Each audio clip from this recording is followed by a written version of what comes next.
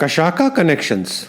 Hello, everyone, and welcome to the podcast of The Ordinary Maverick. This is Ajay, your host, an ordinary maverick, sharing real life thoughts and experiences and maverick tips. If you haven't hit the subscribe button yet, please do so, and you'll not miss another episode. The spirit of Brazil, Cachaca, just like one has the tequila from Mexico and bourbon from America, we have the Cachaca from Brazil. If you have tasted it, you will know that Cachaca is a spicy, sweet, and fruity clear liquor distilled from fermented sugar juice, and it's best known for its role in a drink called Caipirinha. In Brazil, it is known as the people's spirit, having evolved with that country's culture and history to become a way of life. My encounter with Cachaca was at its origin in Brazil, actually Rio. Just a few years back, we did a fantastic trip to Rio. Apart from all the wonderful experiences, one of the best ones was our encounter with Cachaca. My wife and I were celebrating a special moment and decided to splurge a bit and planned out our trip to Rio, the amazing Iguazu Fall and the Amazon. The trip was spectacular, no doubt, but one of the best part was the first-hand intro to Cachaca. Did you know that the Cachaca must by law be produced in Brazil and contain alcohol by volume of 38 to 48%? It's such an interesting spirit made from sugarcane.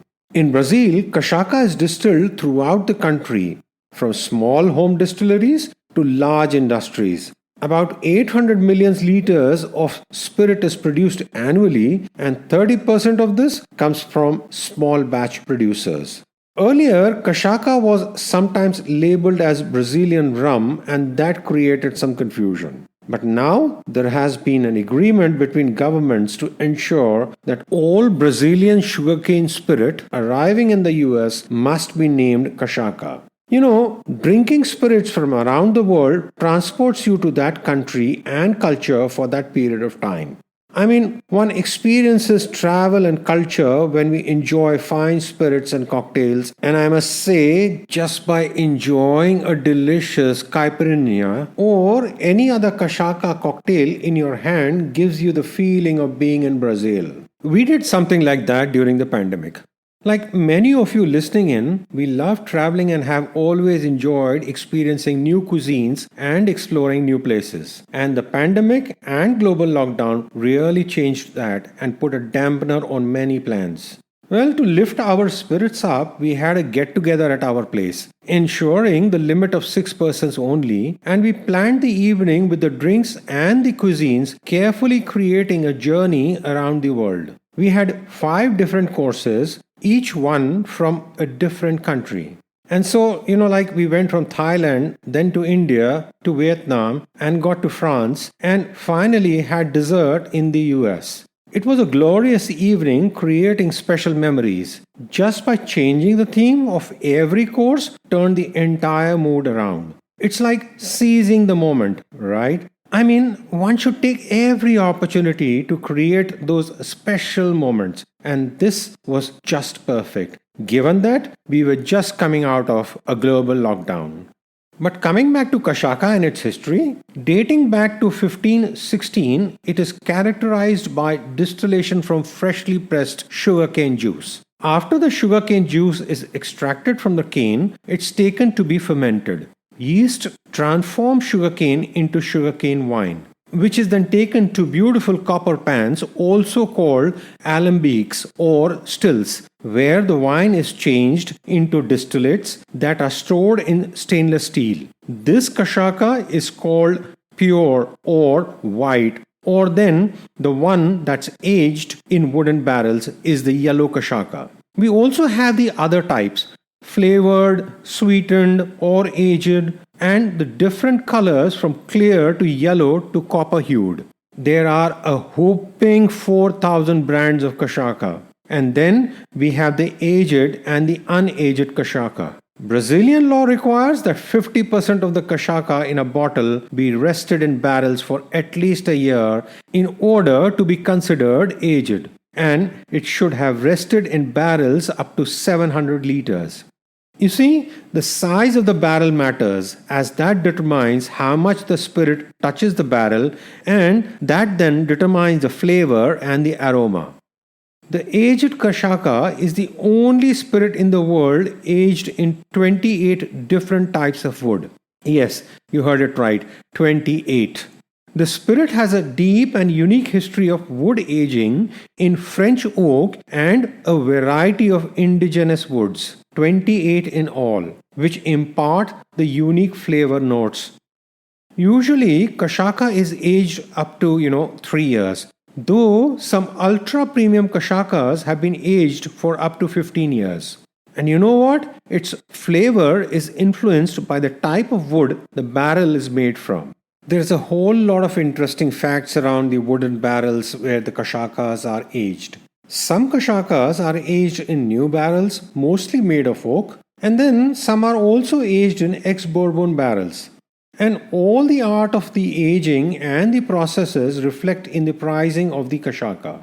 The more complex it gets in the making, the higher is the price. But all this demand for aged Cachacas and the use of wood has had a detrimental effect on the environment and really challenged Brazil as its forest gets depleted with a lot of illegal felling of trees. Stricter laws are being put in place to ensure that this is monitored closely. And then one has the Cachaca map that shows all the different Cachaca aromas. The researcher Felipe Zanucci went on a trip around Brazil to map the Cachaca aromas.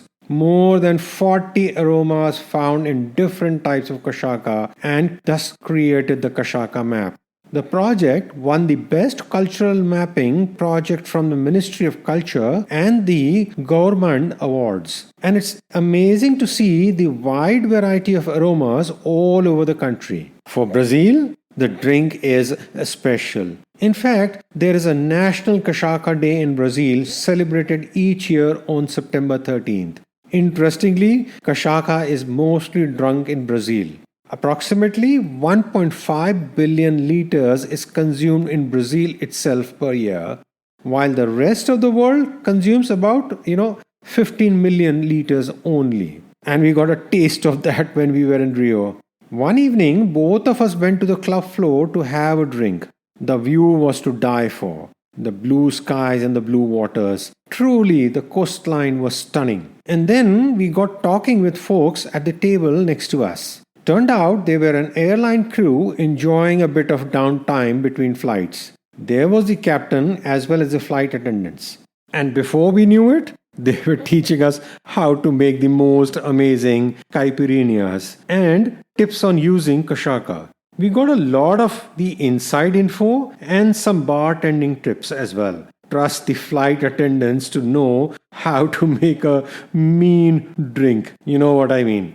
The recipe for a Caipirinha is really simple. You just need Cachaca, lime and sugar. But it's a muddled cocktail and one needs to muddle well. We even got a Brazilian muddler which is handcrafted in wood. And believe me, it's this step of muddling which is critical. Get it right and you get one mean, capricious Caipirinha. So that's where the love affair with Cachaca started for us. We found that we absolutely loved it and so decided we need to take this back home. But you know what? There is a rule to how much Cachaca can be taken out of the country. Each passenger could only buy one bottle of Cachaca at the duty free and carry it on board. Well, that's what we did. We got ourselves 2 bottles between us and then enjoyed creating the Cachaca magic in India and Nigeria. Both places where we were splitting our time at that time and spending some special evening with friends sharing stories of the Cachaca. We made some connections that day over the tinkling of glasses and learning the mixing of a Caipirinha. It's odd how one finds connections in the most unplanned moments. Similar thing happened to us about 14 years back on one of our trips to Goa. The flight was delayed and we were having some snacks and tea in the cafeteria. And we struck a conversation with a couple at an adjacent table. We noticed it was the same couple that we had seen at the breakfast and were most likely staying at the same hotel as ours. Well, one thing led to another and we were connected, kind of. Phone numbers were exchanged and then some medical support and counseling too. Well, that brief encounter in Goa for just a few minutes before getting on a plane continues till today. We met again a couple of years back during a road trip to northern India and had a chance to reconnect and also meet their lovely year-old daughter. Fellow Mavericks, make those connections. They nurture your spirit, and like the aged Cachaca and the ones with the different aromas, each connection, each friend is unique. What about a connection map? Just like the Cachaca map. We had a map up on our wall for some time, a map with pins to all the places we have visited. It was quite busy and crowded, I have to say. But a map of connections sounds intriguing. I have to do this and report back to you folks. Wonder how it will be. Watch this space. We shall speak about this in another episode. Till then, enjoy some Cachaca. I hope you're able to lay hands on it. And do try making up the, Caipirinha. And here's cheers to each one of you. Do keep writing your comments and sharing your feedback via our Instagram at The Ordinary Maverick or through our hashtag, The Ordinary Maverick. I love hearing from you. This is Ajay signing off and wishing you have an amazing day, a super amazing year. Keep well, stay safe. Credits. This podcast series was put together as a team effort from the Bhardwaj family. Concept, design, title, researchers and reviewers Ajay, Sanjana, Avantika and Niharika Bhardwaj. Script, Sanjana. Cover design, Niharika. All rights reserved.